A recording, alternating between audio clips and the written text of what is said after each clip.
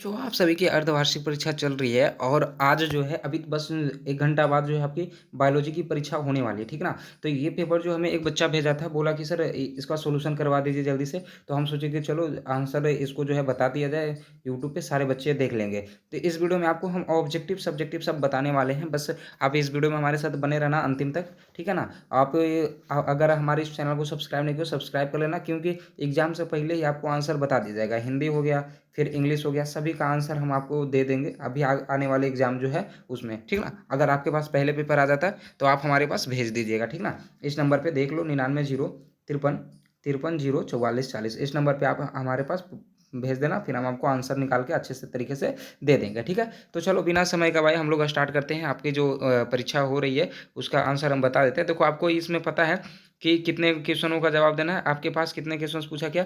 आपके पास 100 क्वेश्चंस पूछा गया है ना? आपके पास कितने सॉरी 80 क्वेश्चंस पूछे गए, जिसमें से आपको 50 का जवाब देना है। कितना का देना है? 50 का जवाब देना है। चलो हम आपको बताने वाले हैं क्वेश्चंस का आंसर। देखो, सबसे पहला प्रश्न है कि लघु बीजाणुधानी निम्नलिखित में किसमें पाई जाती है? तो जो पहला का जो आपका यहाँ पे आंसर हो जाएगा, 1 मिनट रुक जाओ थोड़ा-सा।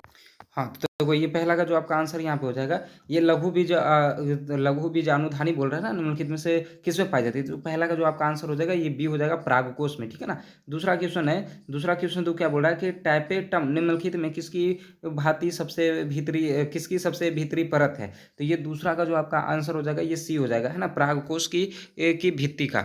चलो इसके बाद आपका देखो तीसरा नंबर प्रश्न है कि परिभ्रूकोश किसका बचा हुआ भाग है? तो 3 का जो आपका यहाँ पे आंसर होगा, ये ए हो जाएगा, बीजकांड का, है ना? चौथा नंबर प्रश्न है, निम्नलिखित में से कौन, है ना, कौन पर परागन को बढ़ावा देता है? तो चौथा का जो आपका यहाँ पे आंसर होगा, वो बी हो जाएगा, स्व असामंजस्य हो जाएगा, ठीक ना? इसके बाद आपका पाँचवां है कि अलैंगिक जनन द्वारा उत्पत्ति संतति आनुवांशिक रूप से होती है। तो 5 का जो आपका यहाँ पे आंसर हो जाएगा, वो बी हो जाएगा, समान हो जाएगा, ठीक ना?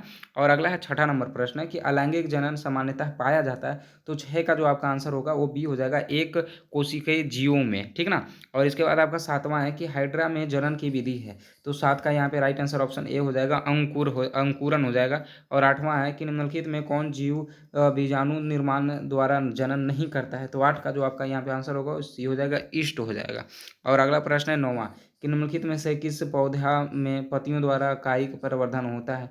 तो 9 का यहाँ पे जो आंसर होगा, ये सी हो जाएगा, ब्रायोफाइलियम द्वारा हो जाएगा, ठीक है ना? अगला है देखो 10वां नंबर प्रश्न है कि वह स्थान जहाँ बीजांड वृत्त से जुड़ा रहता है कहलाता है। 10 का यहाँ पे आंसर डी हो जाएगा, नाभिका हो जाएगा, ठीक ना?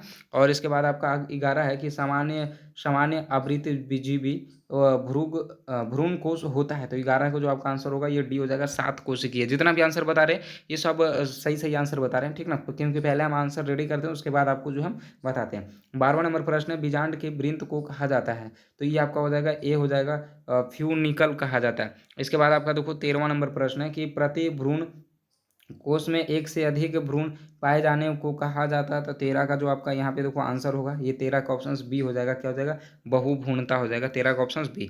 और इसके बाद आपका 14 नंबर प्रश्न है कि मूल तंत्र बनता है। 14 का जो आपका राइट आंसर है, ये डी हो जाएगा, भ्रूण के मूलांकुर से। और 15 नंबर प्रश्न है, पुष्प बंद रहते हैं। तो ये हो जाएगा, इनमें से कोई नहीं।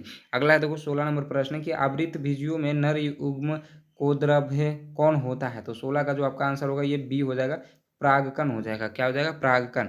इसके बाद आपका देखो 17 है कि सिनजिड्ड किसका भाग होते हैं? तो 17 का जो आपका आंसर होगा, ये ए हो जाएगा, अंड उपकरण। 18 है परागकण कहाँ अंकुरित होते हैं? 18 का हो जाएगा, सी हो जाएगा, वर्तिकाग्र में हो जाएगा आपका आंसर।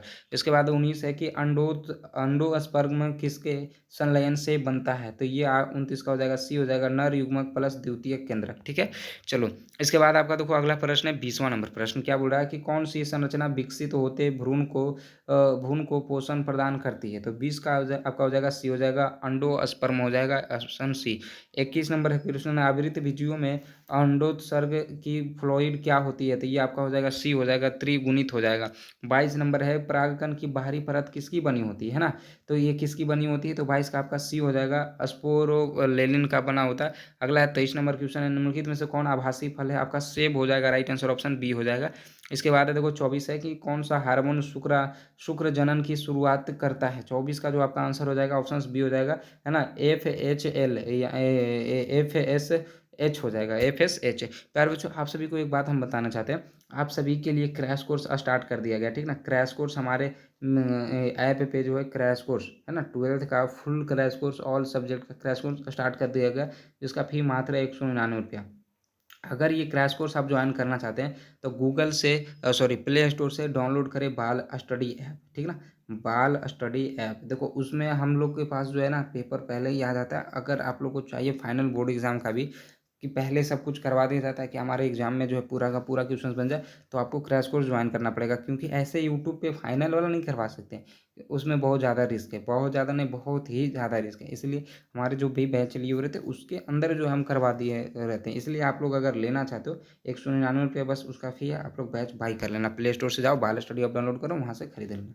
इसके बाद देखो 24 नंबर क्वेश्चन तो करवा लिए, इसका आपका हो जाएगा बी।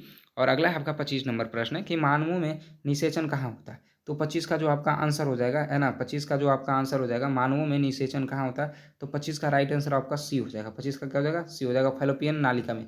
और एक बात और बता देते हैं, हिंदी और इंग्लिश का, हिंदी और इंग्लिश का पेपर लेने के लिए, क्योंकि अभी तो आपका कल संडे हो जाएगा, तो संडे को ही आपको हम पेपर दे देंगे। तो हिंदी इंग्लिश का पेपर लेना चाहते हैं, डिस्क्रिप्शन में, इसी डिस्क्रिप्शन में आपको जो है ना व्हाट्सअप ग्रुप का लिंक दिए, वहाँ से आप लोग ज्वाइन कर लेना व्हाट्सअप ग्रुप पे, ठीक है। और अगर डिस्क्रिप्शन अगर आपको नहीं देखना आता तो गूगल पे जाना, वहाँ पे सर्च करना बाल स्टडी, बाल स्टडी गूगल पे जाना, सर्च करना वहाँ पे, तो वहाँ पे आपको जो है ना बाल स्टडी जैसे ही सर्च करोगे आपके पास पेपर आ जाएगा हिंदी और इंग्लिश का, वहाँ पे जाओगे तो, ठीक ना। चलो बाकी इसके बाद आपका देखो 26वां नंबर प्रश्न है कि गर्भाशय की सबसे बाहरी परत को क्या कहा जाता है। तो 26 का जो आपका यहाँ पे आंसर हो जाएगा, ये 26 का राइट आंसर हो जाएगा, सी हो जाएगा, पेरीमेट्रियम हो जाएगा। और इसके बाद आपका 27 है कि शुक्राणु का एक्रोसोम किससे बनता है।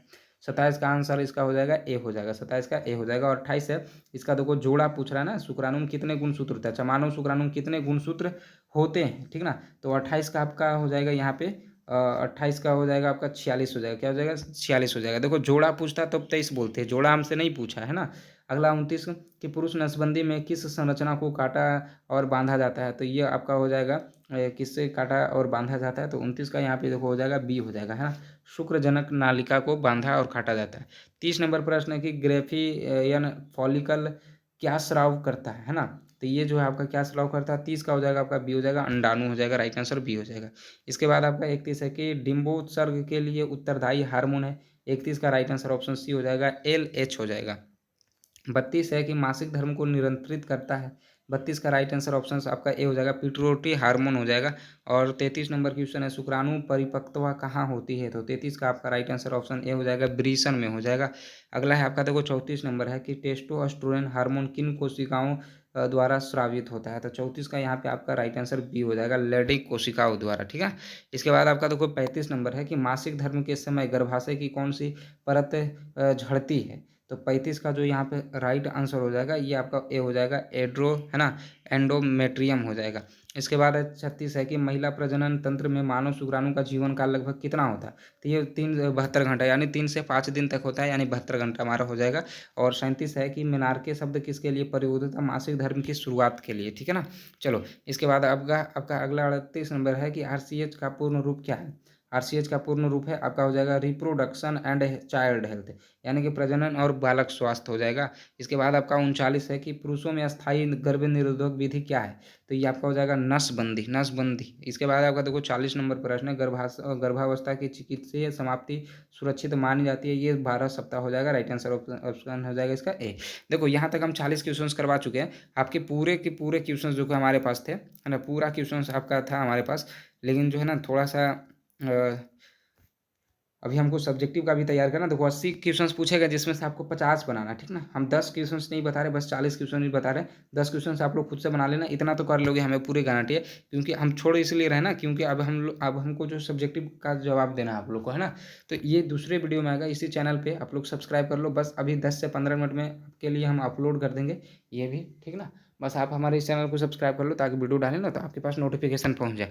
ये इसका देखो सभी का आंसर हम अभी डाल देंगे थोड़ा देर में, ठीक ना। सभी पेपर, पूरे पेपर का हम आंसर अभी थोड़ा देर में डाल देंगे आपको, ठीक है। चलो इस चैनल को सब्सक्राइब नहीं किया, सब्सक्राइब जल्दी कर लो।